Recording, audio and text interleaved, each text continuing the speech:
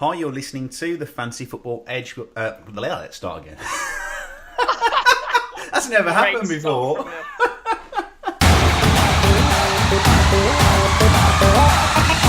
The Fantasy Football Tips Podcast with Mills, JP, Quigliarno, and Cliff. Hi, you're listening to the Fantasy Football Edge podcast. My name is Mills. It is game week 28, and I'm very pleased to say that I'm joined by JP this week. Good morning, sir. And it is morning. It's unusual for us to record a podcast at this hour of the day, isn't it? Good morning, and it is unusual, but it's nice because it feels quite stress-free. It does, and I feel we've got a renewed energy at this time of day, which is quite nice. And we've had a little bit of a break with the FA Cup fixtures and all of that. And you were a little bit AWOL prior to that, JP. And Quigliarno has been throwing around a few accusations at yourself as to why you may not have been here. But we won't sort of dwell on that. How's it been for you in terms of FPL lately? Well, I've had the last 2 weeks. I had one incredible week.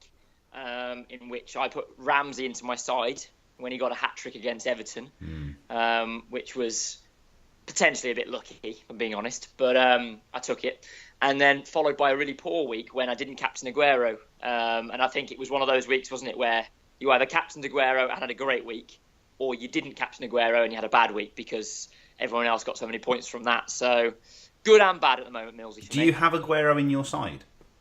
No. Oh, so you didn't even get half the points. Okay, that's difficult. I captained Kane, so I got a goal, but nothing really special there. Yeah, difficult one, and I suppose we'll talk a bit more on Man City later, but difficult sort of going forwards, knowing that Jesus is back in full training, so we'll be talking about that. We'll be talking about the blank game week 31, the potential double game week 34, obviously all the usual Gary's long shot side tips. I've got a nice little stat attack for you, and we've also got a new feature coming up in Podcast Extra Time, JP, that is going to revolve quite heavily around you. Can't wait. Very excited about that. Oh, and we've also got an email from a listener called Zach, who, he might be a bit of an oracle. He made a premonition last week. He sent me a massive long email and then said, I'm going to back it up by saying this. And it came true. So we'll be talking through that as well. So lots coming up. We'll start off, JP, talking about this blank game week 31. Obviously, the knock-on effect of the FA Cup fixtures. So just to sort of give you the rundown, in game week 31, which is only a few weeks away, there's potentially only going to be 4 fixtures that week. So if Spurs were held by Rochdale amazingly yesterday, but if they overcome them in the replay, which they most likely will, there'll only be 4 fixtures. So there'll only be Bournemouth, West Brom, Huddersfield, Crystal Palace, Stoke, Everton, Liverpool and Watford featuring that week. So 12 Premier League teams will not be featuring. And let's be honest, other than Liverpool, most people will not have players from those teams. So that's going to be interesting. Thoughts around that? Thoughts about approaching that, JP? I mean, I've got my thoughts, which mainly are going to revolve around the free hit. But what are yours? Yeah, absolutely. You stole the words from my mouth. I think the free hit's essential that week, isn't it? It's going to be a very strategic week because, like you say, so many people are going to lose so many players. I don't want to go as far to say I'm going to change my entire squad by any means. I think you're going to heavily focus on Liverpool in that week. It could be an opportunity to get 1 or 2 extra players from that squad into your team. But I think the free hit's essential. I think you're going to need to do that in order to have anything like a team that's going to score any reasonable amount of points. And I think it would make more sense to sort of start to set your team up for a potential double game week 34. And use the free hit in the game week 31 where the blanks are, rather than use the free hit the other way around. I think that's the general consensus there. Definitely. Then the next problem that sort of crops up from that is there's potential for a blank game week 35 with the next round of FA Cup fixtures. So it's an ever-changing beast. It's a difficult one, but it certainly keeps things interesting, doesn't it, in terms of FPL? So absolutely. I think generally my sort of advice on that is, at least this week, game week 28, go as you normally would. I don't think you want to start prepping your team, and like you say, you don't want to change your team completely just for that one blank game week. Have you got your free hit still available? I still have mine. Yeah, I've not used mine yet. Yeah, so have I. I know Quigliano hasn't though, so I'll be intrigued to get his take on that next week. Yeah. Okay, JP. Interesting fixtures coming up this week. We've got a couple of big hitters, haven't we? We've got the Man United Chelsea game, and we've got the Arsenal Man City game. Thoughts around those fixtures before we kick off with the Gary? Yeah, I mean, we spoke briefly before the podcast, and I think we both agree that the United-Chelsea game is likely to be quite low scoring. Both teams playing Champions League football. Both teams will not want to lose that game of football. I think it's probably going to be, if it is a win to one team, I think it'll be by 1 goal. So I wouldn't be too excited in terms of fantasy football. I mean, Eden Hazard's been unbelievable recently, so you could see something potentially from him. But I think that one's going to be quite a low-scoring 1-0/1-1, I would say. Yeah, you've pretty much backed up exactly what I've written about this morning. I've put the first set of tips out this week and pretty much said exactly that. I think it will probably be a 1-goal slim victory for whoever, and I actually think United might squeak it. So it'll be interesting to see anyway. So and then the Arsenal City game, I think, is going to be almost the opposite of that because, let's be honest, both teams, their strengths lie in their attack. Arsenal being at home kind of have to go and attack it a little bit. They also need the victory massively, so that'll be an interesting game as well. Do you think that's going to be quite an open game, or do you? I think it will be an open game. I think what I will say is I think people got a little bit too excited about these new Arsenal signings when they beat Everton 5-1, and a lot of people jumped on that sort of Aubameyang and Mkhitaryan bandwagon. I think against Man City, against Tottenham, it got sussed, didn't it? Tottenham dominated that game. Yes. I know they've been brilliant recently, but I think Man City are still better than Tottenham. So I think it will be an open game, but I think it will be more open in favour of Man City, and I think they'll probably turn them over. I think they'll win quite comfortably. So, I think I agree with that, but I think there'll be goals at both ends. So, JP, great introduction to the podcast today. I want you, the onus has to be on you this week with no Quigliano. Have you got a Gary of the week for us? I do. It's a fairly dull, unsurprising one. Looking at the fixtures, it's Salah playing at home against West Ham. They looked frighteningly good against Porto. I know Porto were poor, but they looked unbelievable. I know Mane scored a hat-trick as well, but he's just unbelievable at the moment, Salah. And I think at home, in front of his fans, against a fairly sort of lacklustre West Ham, I think he's guaranteed at least a goal, if not 2. And I think looking at the other fixtures, he's a bit of a no-brainer. Yeah, and West Ham have been a little bit up and down lately, haven't they? They've been hit by some bad injuries, but interestingly in that fixture, I also fancy Arnautovic because I think again Liverpool, they've been a little bit better defensively, haven't they, with Van Dijk? But I still think there's some frailties there, so that'll be interesting to see. But I think that's a pretty good Gary, and I think most people will be looking to Salah for captain this week, even after Aguero's 4 goals last week. So good stuff. I hear you've got a very, very, very long shot for us this week. Oh, it's long. Wow. I can't think of a funny joke to go along with it, but it's very long. It's longer than Shane Long himself, let's say that. I'm going with Christian Benteke. Now, if you look at his recent points, he's actually scored very well in the last 4 weeks. He's gone a bit under the radar. He's had a couple of goals. I think he's got an assist as well. Now, his next 3 fixtures involve Man United, Chelsea and Tottenham, I think, which sounds horrific. However, those teams are playing Champions League football, and you do often see those teams show quite a lot of fatigue in the Prem when they come back. So he's in form. I think he's good for a goal or 2, and I think as a long shot, he could be worth a few differential points. Do you know what? I think you've touched on something there that we sometimes discuss, but we never really paid that much attention to it, and it's the Champions League and the impact that does have on, like you say, the teams that are playing in the Champions League then do tend to come back a little bit fatigued. Maybe they've not been able to focus 100% on the league game coming up, and I think at this stage in the season, with it being knockout stages now, I think it's even more so going to have an impact than it did in the group stages. So I think it's an interesting point. I think it is one hell of a long shot, but look, I mean, it's very long. He's done it before. Benteke, and like you say, he's been in decent form, so it'll be interesting to see. I like that, and that is a true long shot, so I do like that, JP. Thank you. Do you have any side tips for us? I'm sure you do. We do have a nice long list of side tips today. Leicester City are playing against Stoke, so Jamie Vardy's a great side tip. He's a good striker. He's still scoring goals week in, week out. 4 goals in 4, yeah. Yeah, I think he's nailed on for a goal against Stoke, so nice side tip in Jamie Vardy. I know that Riyad Mahrez came back onto the pitch, didn't he, to a standing ovation recently. Yeah. So that could be an interesting one, as a differential. He's a top-class player. You've got Bournemouth playing against... You've got a lot of games this week, Mills. Quite weak sides playing against each other. So opportunity. So you've got Bournemouth playing Newcastle. Callum Wilson, again, we spoke about him last time. Good option against Newcastle. Just going down my list here, I've noticed that Burnley, Southampton. Southampton have been struggling with goals, so the Burnley back four, Pope, the goalkeeper, has been in fine form. I think he's one of the highest goal score points for goalkeepers so far.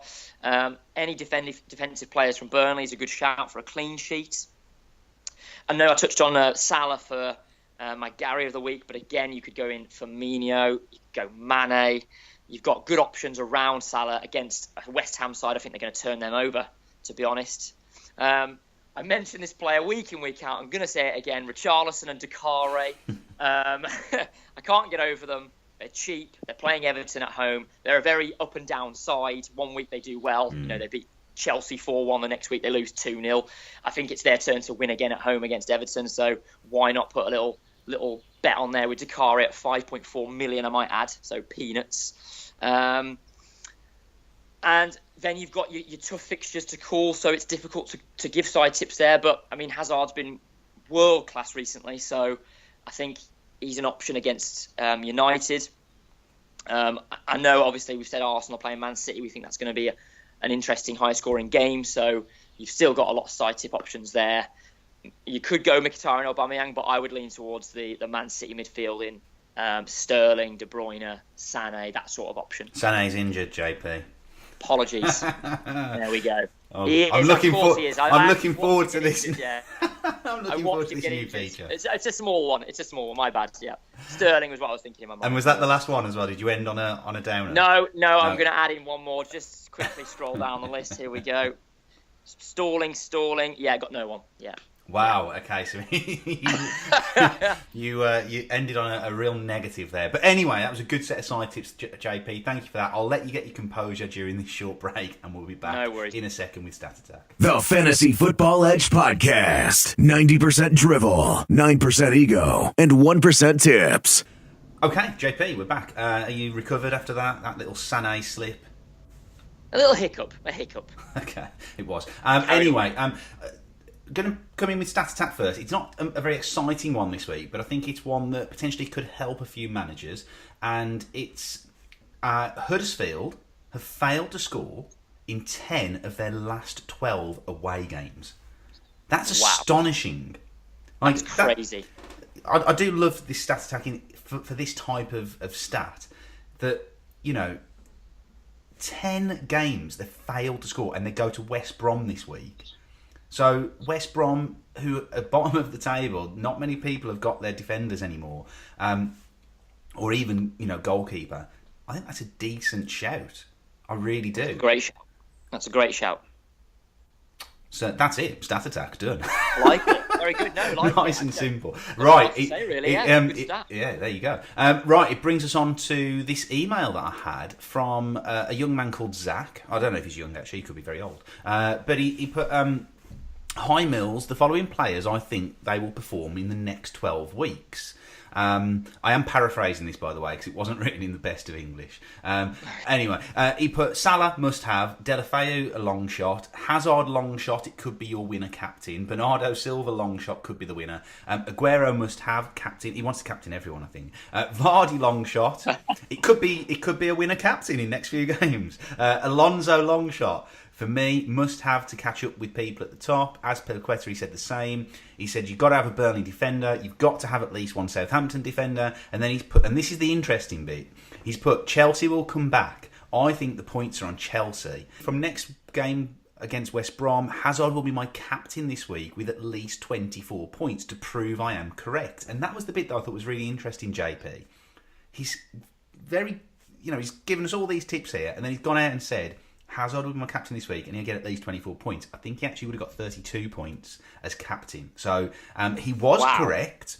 And he's put, I'm looking forward to hear what you and your colleagues think about my tips for your podcast. Kind regards, Zach. I mean, that's pretty bold to, it's not a little email. He's put a lot of tips out there. So he's basically saying Salah, Deulofeu, Hazard, Bernardo Silva, Aguero, Vardy, Alonso, Azpilicueta, Burnley defender, Southampton defender, get them in for the remainder of the season. He's done well. There's one or two that aren't quite correct in there because I know that there's one or two. So Deulofeu didn't score any points, did he, for Watford? No, and he did say it was a long shot, yeah. However, very, very good shout for Hazard. So I like this man because he's been brave, like you say. He's not sort of gone for half tips. He's gone all out. He has. He does want to captain every single one. Yes. And then, JP, I've also got to say, we had an absolute technical nightmare then. We did.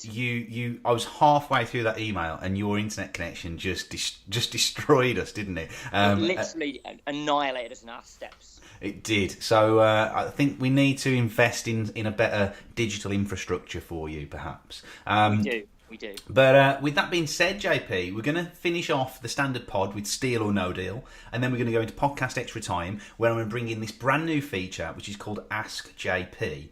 And essentially, this feature is going to be me asking you a question, and you've got to speak about it and answer it for at least 30 seconds non-stop. And I cannot wait for that. Hopefully, your internet connection will hold out for at least 30 seconds. Fingers crossed. To do that feature. But do you have a Steal or No Deal for us to close the standard pod? I do, and just to make you aware that if you get if you agree with me on this one, that'll be 3 in a row. Okay. So I'm really excited about this one.